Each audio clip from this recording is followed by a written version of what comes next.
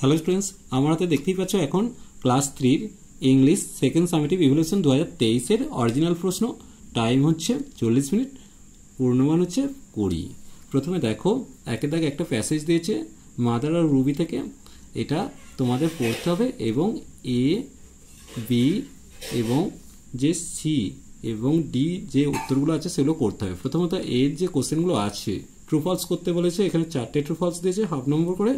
B এর দাগে let's answer the following questions, এই কোশ্চেনগুলো অ্যান্সার করতে বলেছে। কি দিয়েছে? What are the main sources of water, who needs water to live. এরপর সি এর দাগে দেখো, let's complete the following sentence, we get the underground water with the help of dash.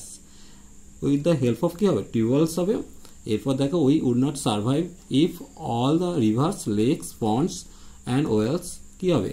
এইগুলো তোমাদের অ্যান্সার করতে হবে। চলো আগে কোশ্চেনটা দেখে নিই।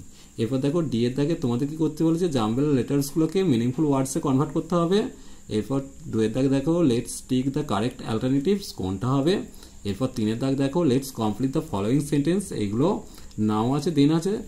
এরপর নাও হচ্ছে যদি ওভার হেয়ার থাকে এখানে ওভার হার্ড হবে, HEARD হবে।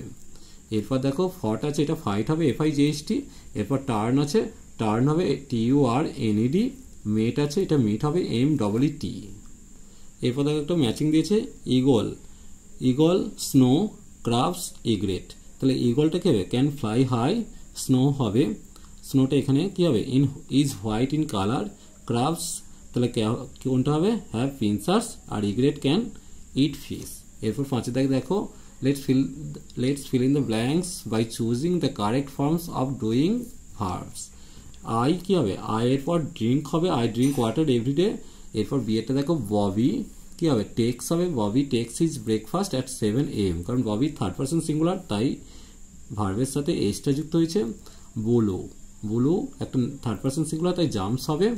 এরপর ফ্রম দ্য বেড, দে এটা কি হবে? থার্ড পারসন, কিন্তু এটা ফ্লোরালে আছে, তাই ক্যারিটাই আসবে, দে carry the chair.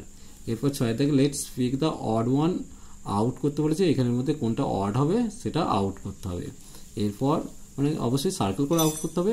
7 let's write the name of 2 helpful insects. এখানে তোমরা কি কি লিখতে পারো? হেল্পফুল ইনসেক্ট আমাদের কোনগুলো কোনগুলো সাহায্য করে, হেল্পফুল, তাই তো।